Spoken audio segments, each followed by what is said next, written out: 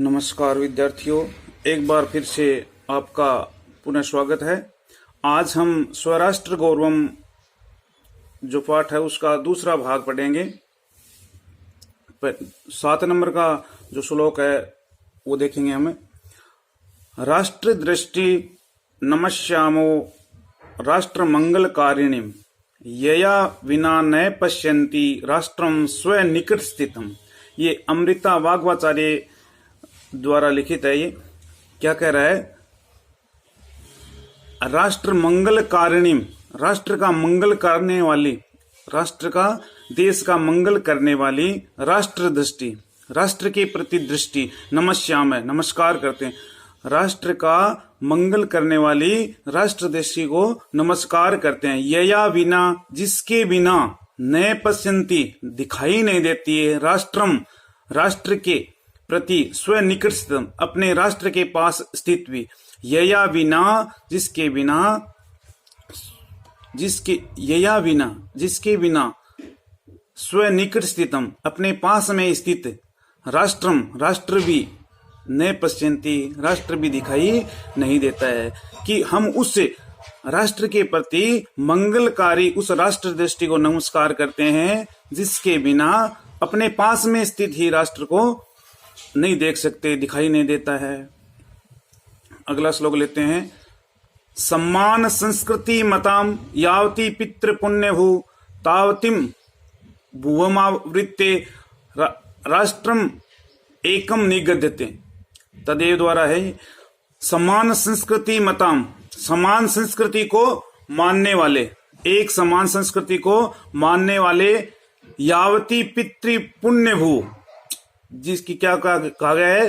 पितृ पुण्य भू, पैतृक पुण्य भाग, समान संस्कृति को मानने वाले और पैतृक पुण्य भूमि जो हमारी पूर्वजों की है, तावती, उतनी, भुवम आवृत्ते, जितना जो भूमि का भाग है वो घेरता है, जितना टुकड़ा है वो भूभाग है, चारों ओर से घिरा हुआ है। राष्ट्र में एकम निगद्यते, उसको हम एक राष्ट्र का नाम देते हैं। राष्ट्र कितना बड़ा होता है जिसमें लोग क्या होते हैं? समान, एक समान संस्कृति को मानने वाले और उतना भूभाग है जितना हमारे पूर्वजों की पुण्य भूमि है, पैतृक पुण्य भूमि है, उतनी जितनी भूम आवर्ते, जितना भूमि का टुकड़ा है वो चारों ओर से घेरता है, उसको हम राष्ट्र का नाम देते हैं, एक राष्ट्र होता है। अगला श्लोक लेते हैं हम। पितृभूत्वम पुण्यभूत्वम द्वय यस्य न विद्यते तस्य स्वत्वम तत्र राष्ट्रे भवितम न किलार्हति। ये भी तदेव का है। पितृभूत्वम, पिता के प्रति, अपने जो पैतृक है उसके प्रति जो आदर भाव हो, पुण्यभूतम, और उसके प्रति जो पुण्य भावना है वो द्वयम यस्य नहीं विद्यते, जिसमें दोनों प्रकार की भावनाएं नहीं होती है, जिसका पैतृक भाव और पुण्य भाव दोनों नहीं होते। पिता के प्रति भाव और पुण्य भाव द्वय यस्य नहीं विद्यते, दोनों नहीं होते हैं। तस्य, उसका,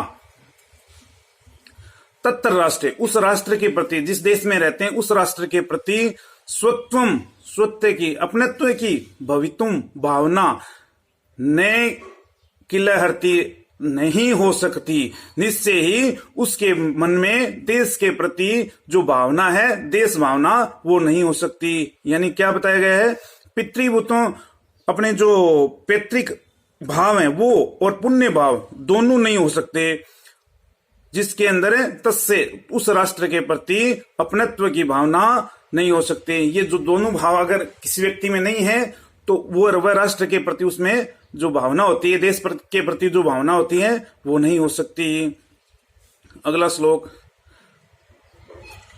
राष्ट्रस्य उत्थान पतने राष्ट्रियान अवलंबन ही भवत सर्वदा तस्मात् शिक्षणीया अस्तु राष्ट्रिया। ये भी तदेव का है। राष्ट्रियान अवलंबे ही, राष्ट्रीय भावना के जो लोग हैं उन लोगों के साथ लेकर, यानी राष्ट्रियान अवलंबे, राष्ट्रीय भावनाओं के जो लोग हैं, राष्ट्रीय भावनाओं के लोग हैं, उनका अवलंबे सहारा लेकर ही निश्चय ही राष्ट्रीय उत्थान पतने, राष्ट्र का उत्थान और पतन हो सकता है। यानी जो लोग हैं उन लोगों का सहारा लेकर, यानी राष्ट्र के जो निवासी हैं उनका आश्रय लेकर ही हम ये जो राष्ट्र है उसका उत्थान पतन हो सकता है, क्योंकि उन पर ही डिपेंड करता है, उन पर ही आश्रित रहता है कि क्या करना चाहिए। भवत सर्वदा तस्मात् शिक्षणीया अस्तु राष्ट्रीया, यानी तस्मात् इसलिए क्या बताया गया यहाँ पर, तस्मात्, तस्मात् का मतलब यहाँ पर क्या है, इसलिए राष्ट्रीय, तस्मात् राष्ट्रीय इसलिए राष्ट्र के जो लोग हैं, राष्ट्र के निवासी हैं, उनको सर्वदा हमेशा के लिए शिक्षणीय अस्तु, उनको शिक्षित करना चाहिए। किन लोगों को शिक्षित करना चाहिए? जो राष्ट्र का जो निर्माण करते हैं उनमें इस प्रकार की देश की जो भावना है, हमें राष्ट्र के प्रति जो भावना है उसको उनमें पनपानी चाहिए, उनमें उनको बढ़ावा देना चाहिए। यानी राष्ट्रीयान अवलंबे, राष्ट्रीय जो लोग हैं, स्वराष्ट्र हैं, उन देश के राष्ट्र के निवासियों का अवलंबे, राष्ट्र के निवासियों का अवलंबे सहारा लेकर ही राष्ट्र का उत्थान और पतन हो सकता है। जो देश के निवासी हैं उन्हीं के सहयोग से ही तो ये राष्ट्र बनता है। और तब क्या करना चाहिए? तस्मात् इसलिए राष्ट्रीय जो देश के निवासी हैं उनमें इस प्रकार की भावना हमें हमेशा शिक्षणीय बढ़नी चाहिए, जिससे हमें देश का विकास कर सकें।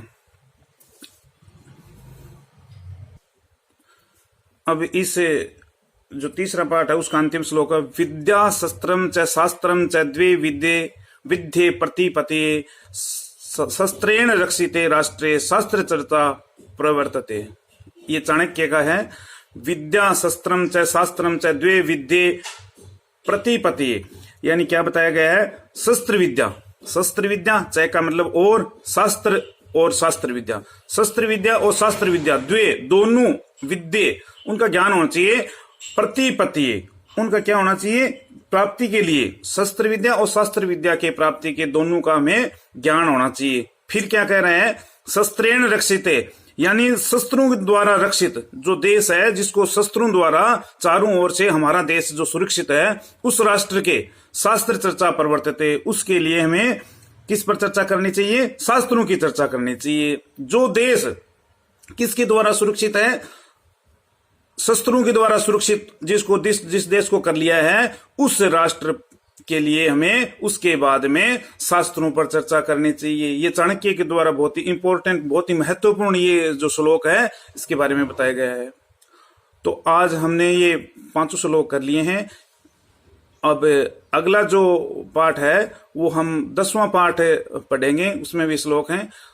अगर आपने इस चैनल को सब्सक्राइब नहीं किया है तो कर लीजिए। नमस्कार।